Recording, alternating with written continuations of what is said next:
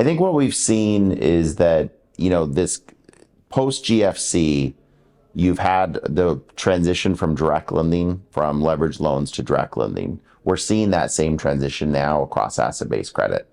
And it's been delayed because your large players were your prop desks, your GE Capitals, your CIT, your capital sources pre-GFC. And what we've seen is that with the growing of the private credit groups, such as Ares and some of our peers, is the ability to be able to speak for size. Same thing you see in corporate direct lending, $500 million, $1 billion type of investments, allows you to go directly to originators and to find the sourcing and be able to take down the entire cap stack.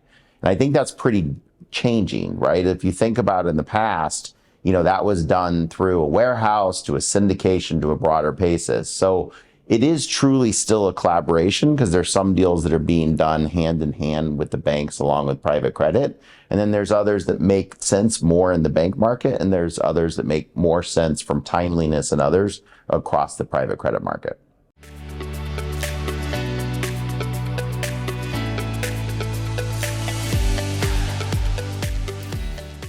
Yeah, I mean, especially since earlier this year with some of the bank crisis and some of the failed regional banks, we've seen a big transition in that in the Europe used to have a very large number of capital relief or significant risk transfer trades that were being done.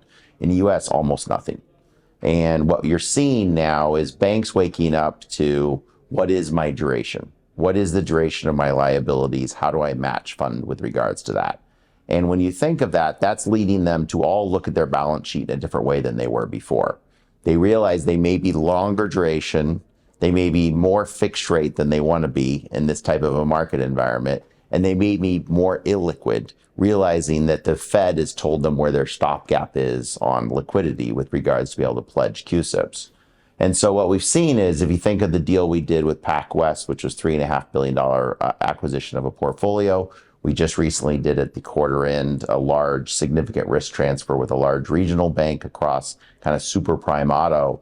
What you're seeing is that banks are looking to transition their business. They're looking at everything they have, core and non-core.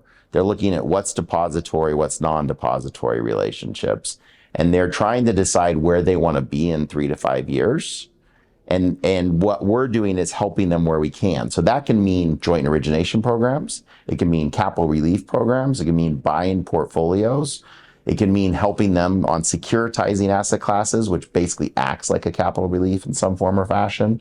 So all of those things are transitioning us from longer duration type assets that are more fixed rate and less liquid towards where the banks need to go to, which is going to be shorter duration assets, more liquid on a mix versus what they are today. And you're going to see certain asset classes just go away from the bank market into the private credit market. You're seeing a lot of things consumer related that used to be more bank friendly that are already hard for banks to do from an RWA or risk weighted asset treatment. And I think those types of trends will broadly be there. The important piece though is it's a joint partnership from a collaboration across the banks and what we're doing. It's not a competition, right? It truly is sitting there across the table and figuring out where we can play best. If you look at the deal we even did with PacWest, it was financed by Barclays. So as much as it took assets from a bank, another asset went into a bank. It was a win-win-win. PacWest got liquidity. Barclays got a great new asset. We got assets on our side.